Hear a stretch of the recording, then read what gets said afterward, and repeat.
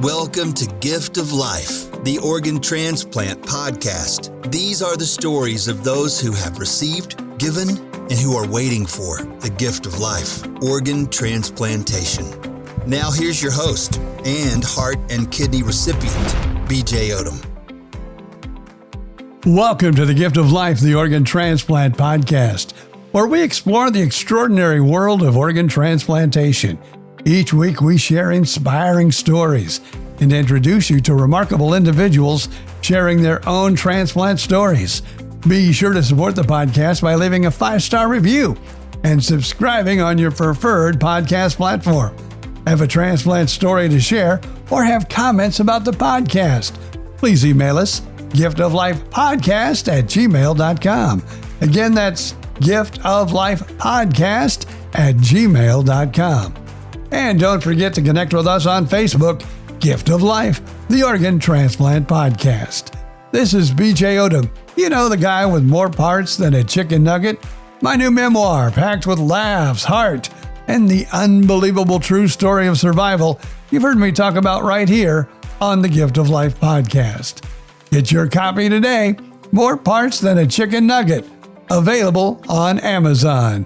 As we welcome you to episode 120. Today, we meet Brigid Bergan, a woman who has spent more than 20 years battling liver disease with incredible strength and determination. Now her journey has reached a critical point as she is searching for a living liver donor and hopes for a second chance at life. Brigid's story is one of resilience, faith, and hope. And it's a powerful reminder of how one person's decision to become a donor can change and even save a life. We shall meet Brigid and hear her story coming in next.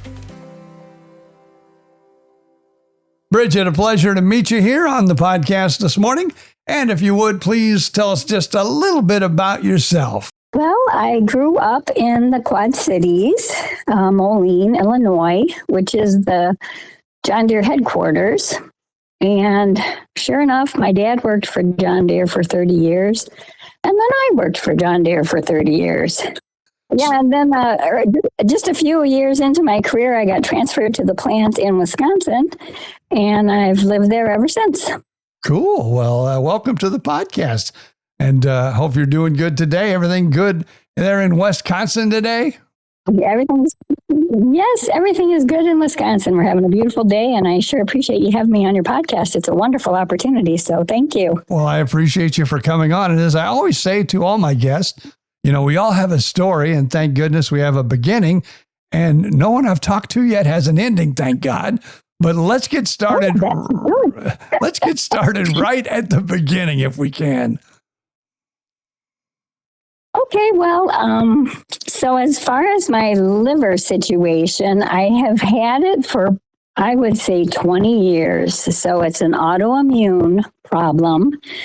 And for some reason, it's a disease that women primarily get, not so many men. But so it's an autoimmune situation where, your body just continually attacks your liver. And after 20 years, I'm at the point where, now we need a new one. Oh, no. So, yes, we need a new one. So, but I have just excellent care down at UW Health in Madison, and they've advised me, and I understand why, a deceased donor is not in the cards. That's just not going to work. So there's a scoring system for getting a deceased donor. And this particular disease, the score does not go up for some reason. Okay. Just due to the anomalies of the disease. So they told me about a year ago, you better start looking for a living donor. So that's what I'm working on. Well, maybe we can help you right here on the podcast to find some loving person out there that would donate it for you. That would be fabulous. Now, let me ask you this, because I'm not as familiar with livers as I am kidneys, because, I have not only a heart that I got in 2003, but a kidney. in 2015. Now, I know if you want to find a living donor, a lot of times they have these programs where even if you're not a match, you can donate, and then someone comes along and can donate, and they kind of like cross match and things like that. Is that the same with a liver, or are livers completely different? That's the same, although not every transplant center does like a paired donation. In fact, UW Health does not do that. Mayo Clinic does a paired donation, but my particular transplant center in Madison does not do that yet. Okay. So what blood type are you, or what are you actually looking for right now? So I'm an A positive. So a person that could help me could be blood type A or O. Either one would work. And they do an excellent job at my transplant center with the testing. So a person that would be interested in donating would have to have a compatible blood type. They would need to be between 18 and 55, and they're pretty firm on that 55, and in excellent health. And one thing I've learned, my transplant center, and I assume every transplant center, is very, very picky about the donor, and they will not approve a donor unless they're very confident that everything will turn out well and it will be successful for both the donor and recipient. And we wouldn't want it any other way than that. So I trust my center to make the correct decisions. Now, let's reverse a little bit, and then we'll get more into you looking for a current transplant. But what happened in the beginning where you got that liver 20 years ago? Well, so I have still the same liver. It's just kind of starting to give up the ghost. But it was just odd because it was just kind of a fluke. I had a physical. I was probably 40-ish, and my liver enzymes were high. And there's like, well, that's odd. And anyway, it takes a little while to diagnose autoimmune hepatitis, but eventually I ended up down in Madison, and they said, yep, that's what you got. So the treatment of choice is immune suppressants, just to kind of slow down the attack on your system. So I've actually done very well for many, many years. I'm grateful for that. But yep, now things are changing. Okay. So we're on the path to a new donor, hopefully, a new liver and a donor. All right. And how's things going? Well, obviously it's kind of rough because I was going to say, how are things going? But it's really kind of hard to tell people how things are going because when most people, even if they are testing for you, most facilities, won't let you know because of HIPAA laws. And so really you don't normally find out till they go, hey, we've got somebody, let's get it scheduled, right? Is that how that works with livers also? That is, there's definitely there are two separate teams. So there's a donor team, which I have. The same donor team would test and help any person that would want to donate to me, which is kind of nice. So it's the same group. So there's a donor team and a recipient team. And you're right, they don't correspond for ethical reasons.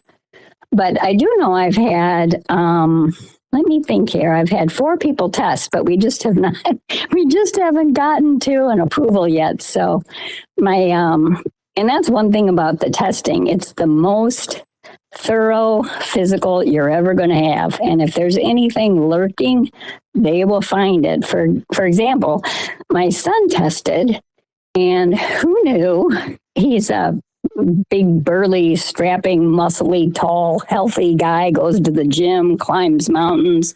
We thought he would be the perfect donor. And turns out he has a liver protein deficiency, wow. Which we would never have thought. Yeah, exactly. That's actually kind of rare. So he wasn't able to donate. And boy, did he feel terrible. It was just an awful day. I could hear him holding back the tears when he had to call me and tell me he wasn't able to donate. It was just terrible. Mm-hmm. So, but again, they protect the donor, and you want that. Well, you definitely want that. And what I always tell people too, whether you're thinking of being a living liver donor like you're looking for, or maybe even a kidney, when you go through that program to see if you are eligible or not to donate, it is a rigged program. And a lot of people, it's good, but it's bad. A lot of people will go in find out that they've got something major wrong that they would have probably never figured out for maybe 2 or 3 more years, and it can save their lives. So even, getting tested to donate for someone can really save your life.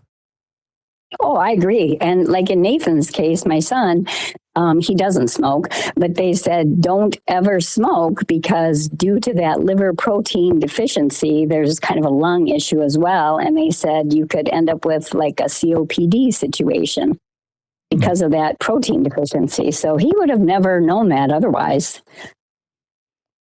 So you're right. There's benefit in just doing the testing. Yeah, it can, like I said, believe it or not, it can also save their life just as much as if they can become a donor, save yours. So how are you feeling lately? How are things going in your life as you're waiting right now? How are you feeling? Well, it's difficult. Well, I'm doing fine. I certainly have days where I'm not as confident that I'll get a donor, but I have met so many wonderful people. It's unbelievable. And it's just a network of people. They're donors and they're recipients, and they've just kind of taken me under their wing and in their fold. And, they give me wonderful ideas on how to get some outreach going to find a donor. And, they provide moral support, and they just take super excellent care of me. This isn't something you can do on your own. You really need help.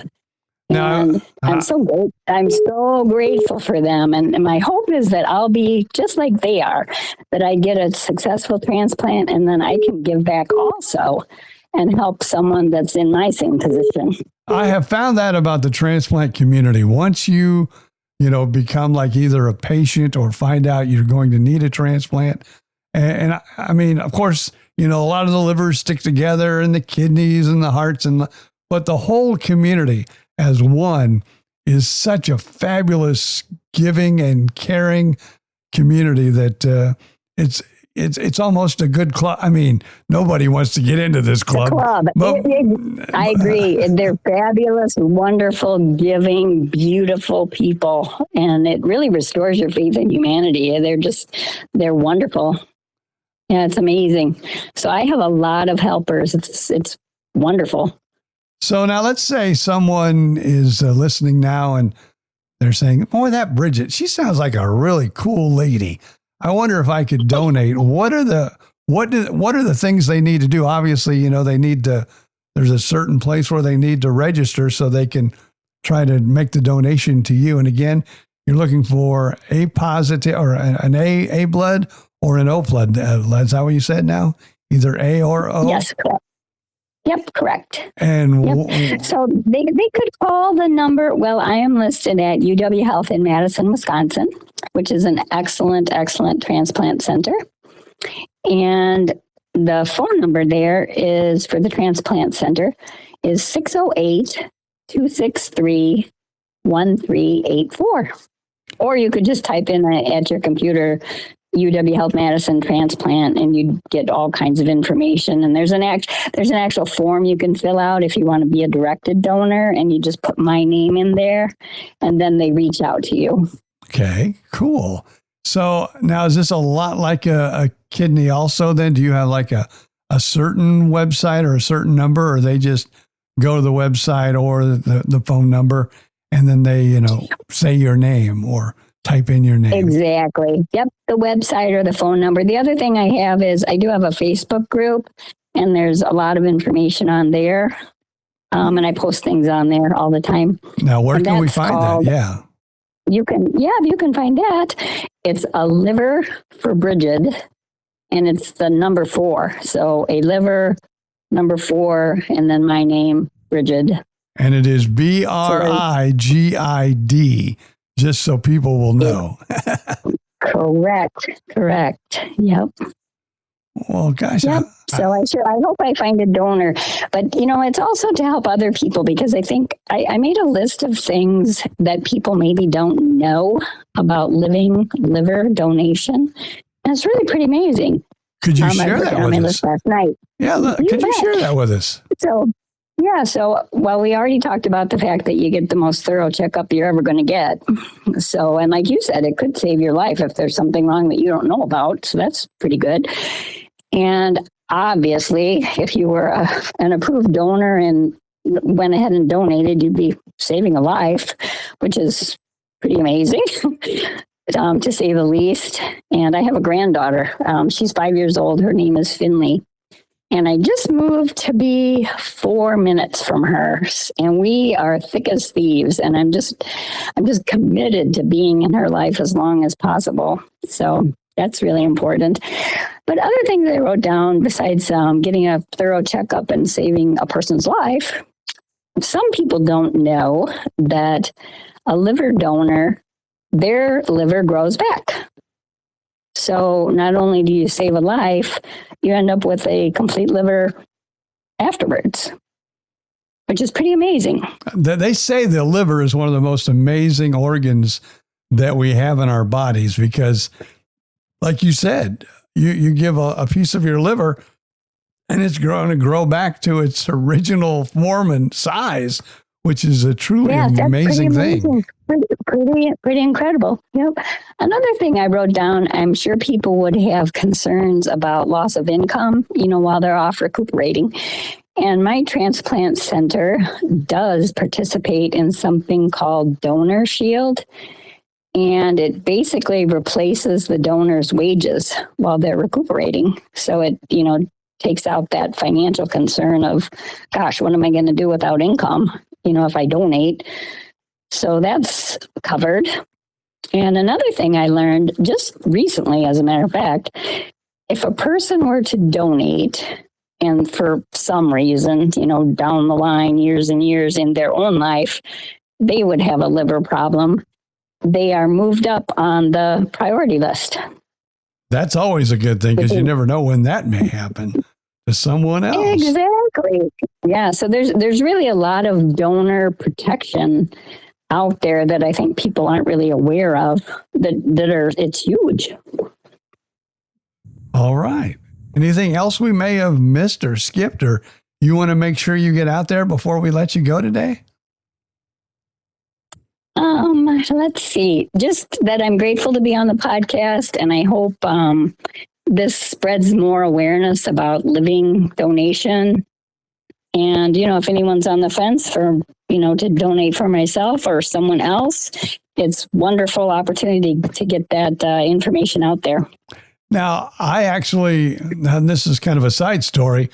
I wrote my book, More Parts Than a Chicken Nugget, which is about not only my transplant journey, but it's a memoir. So it's about my radio days and comedy days and growing up as a small child in a rural community. So that's all in there. But the lady who helped me write the book, which was my co-author, and that's how I actually met her, because we started talking about transplants. She donated, a piece of her liver to her her stepsister.